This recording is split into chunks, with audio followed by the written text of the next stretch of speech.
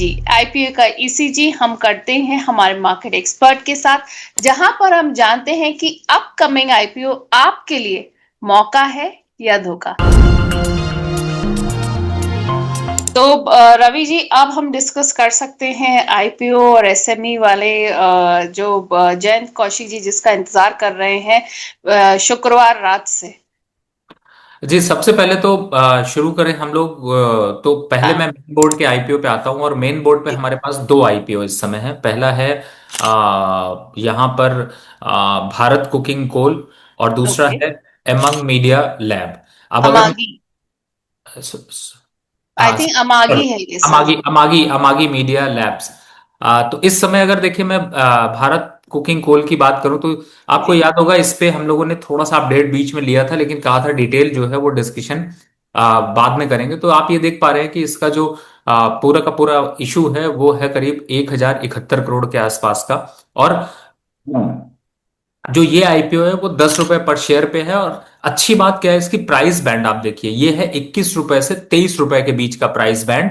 और यहां पर रिटेलर के हिसाब से अगर जाते हैं तो 600 स्टॉक एक बार में खरीद सकते हैं, यानी मिनिमम 13,800 रुपए। और मैक्सिमम रिटेलर की तरफ जाते हैं तो लगभग 1,93,200 रुपए का आप इसमें निवेश कर सकते हैं, जो कि होगा 8,400 स्टॉक का बास्केट। अगर एचएनआई है तो लगभग 9 लाख रुपए, और अगर बिग एचएनआई है तो लगभग 10 लाख रुपए से ऊपर का आप निवेश कर सकते हैं। अब एक बार इसके नंबर्स पे यहां पर अगर आप नजर डालेंगे तो आप पाएंगे कि ये एक ऐसी कंपनी है जो कि बड़े वॉल्यूम के साथ ट्रेड कर रही है, और प्रॉफिटेबिलिटी भी काफी अच्छी रही है। जैसे कि 31 मार्च 2023 में देखें तो इसका जो टोटल प्रॉफिटेबिलिटी था वो 664 करोड़ के आसपास का था। और साथ ही अभी के हिसाब से सितंबर 25 को देखते हैं तो 123 करोड़ का प्रॉफिट है।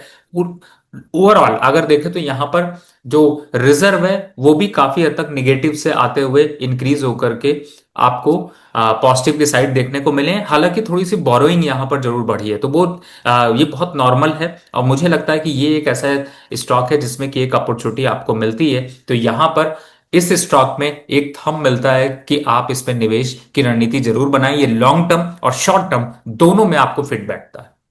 तो Ravi ji, Bharat cooking coal IPO आपके हिसाब से मौका है या धोखा है? देखिए, अगर इस स्टॉक को देखते हैं और जो इसका प्राइस बैंड है जिस हिसाब से ये अट्रैक्टिव है उसके हिसाब से, तो ये बिल्कुल मौका है। और मुझे ऐसा लगता है कि ये शॉर्ट टर्म के बजाय एक लॉन्ग टर्म पर भी यहां पर आपको मौका दे सकता है। तो आप इसको दोनों चीजों में आपके फिट बैठता है। तो मुझे लगता है कि इसमें शॉर्ट टर्म गोल के हिसाब से अगर निवेश करने की रणनीति बना रहे हैं तो भी करिए, और लॉन्ग टर्म अगर आपका प्रोस्पेक्ट है तो भी यहां पर निवेश की रणनीति बनानी चाहिए। तो ये हो गई रणनीति। रवि जी ने बता दिया कि ये मौका है या धोखा। अब हम डिस्कस करने जा रहे हैं अगला आईपीओ, जो कि है Amagi media labs IPO. Ravi ji, please इस पर अपनी राय बताइए। देखिए, ये पहली बात है, जो कंपनी है उसका उस जो फ्रेश इशू लेकर आई है वो लाई है 1788 करोड़ रुपए के आसपास का। और खास बात क्या है कि ये आपका जो आईपीओ ओपनिंग है वो 13 जनवरी को हो रही है, क्लोजिंग इसकी होगी 16 जनवरी को। प्राइस बैंड जो इसमें निकला हुआ है वो निकला है 343 से 361 रुपए का। और जो मार्केट कैप बनेगा वो बनेगा 5,000 करोड़ से ऊपर, यानी 7,809 करोड़ के आसपास का। अब इसको एक बार को यहां पर देखने की कोशिश करें तो इसमें जो रिटेलर है वो 41 शेयर की एक बास्केट को, एक लॉट को खरीद सकता है, जो कि 14,801 रुपीज होगा। रिटेलर मैक्सिमम जो जाता है वो 13 लॉट यहां पर लेगा, जो कि 533 स्टॉक्स होंगे। और 192,413 मैक्सिमम वो यहां पर निवेश कर सकता है। इसी तरीके से अगर स्मॉल एचएनआई और बिग एचएनआई के हिसाब से जाए तो लगभग मैक्सिमम यहां पर 10,06,000 रुपए, यानी 10,06,000 रुपीज के आसपास का यहां पर निवेश कर सकता है। कंपनी क्या करती है, कंपनी को अगर ये देखें तो ये टीवी टेक्नोलॉजी और जो में काम करती है। और इनका जो 2008 में ये कंपनी बनी थी, और ये बैंगलोर बेस्ड कंपनी है। अब ओवरऑल अगर आप देखेंगे तो इसमें जो इनकी शीट को, अगर बैलेंस शीट को यहां पर देखने की कोशिश करें तो आप पाएंगे कि 31 मार्च 2023 में करीब 1405 करोड़ यानी 1405 करोड़ के आसपास का इन्होंने जो है वो एसेट क्रिएट किया था। लेकिन उस टाइम पर कंपनी काफी जूझ रही थी यहां पर प्रॉफिट निकालने में, और जो है वो कंटिन्यू 321 करोड़ का करीब लॉस था। सेकंड 24 में देखें तो 245 करोड़ का लॉस था, और 25 में देखें तो 68 करोड़ का। तो अब ये रिसेंट में कंपनी यहां पर प्रॉफिट में आई है, लेकिन इससे खतरनाक चीज यहां पर यह है कि इसके रिजर्व जो है वो भी निगेटिव में रहे हैं। और हम्म। तो ओवरऑल अगर ये बैलेंस शीट अगर इसको मैं एनालाइज करने की कोशिश करूं तो कहीं ना कहीं से ये शायद लगता है कि जो अभी आईपीओ लाया गया उसके लिए काफी एक्सरसाइज करके ये प्रॉफिटेबिलिटी को मेंटेन किया गया है, क्योंकि company quarter on quarter basis पे हमेशा लॉस पे रही है। जो बिजनेस प्रॉस्पेक्ट्स है वो भी मुझे यहां पर बहुत कुछ पॉजिटिव नहीं दिखाई देता, यानी कि ऐसा नहीं लगता कि इसमें निवेश नहीं किया तो आपको कोई अपॉर्चुनिटी मिस हो जाएगी। मुझे लगता है इस और प्राइस बैंड को अगर खास तौर से इस प्राइस बैंड को देखें जो 343 रुपीज से 361 रुपीज है, बहुत हायर जोन पर है। मुझे लगता है इस स्टॉक इस आईपीओ को यहां पर अवॉइड रखना चाहिए। ऑल राइट, तो आपके हिसाब से अमागी मीडिया अवॉइड करना चाहिए। आज हमने रवि जी के साथ दो आईपीओ डिस्कस करे और उस पर रवि जी ने अपनी राय रखी। रवि जी, और कोई है आपकी रडार पर अभी कुछ? देखिए, बात सब लोग कर रहे थे एसएमई आईपीओ की, तो मैं यहां पर एक एसएमई आईपीओ ले लेता हूं जो कि 12 जी। जनवरी से 15 जनवरी के बीच में ओपन रहेगा।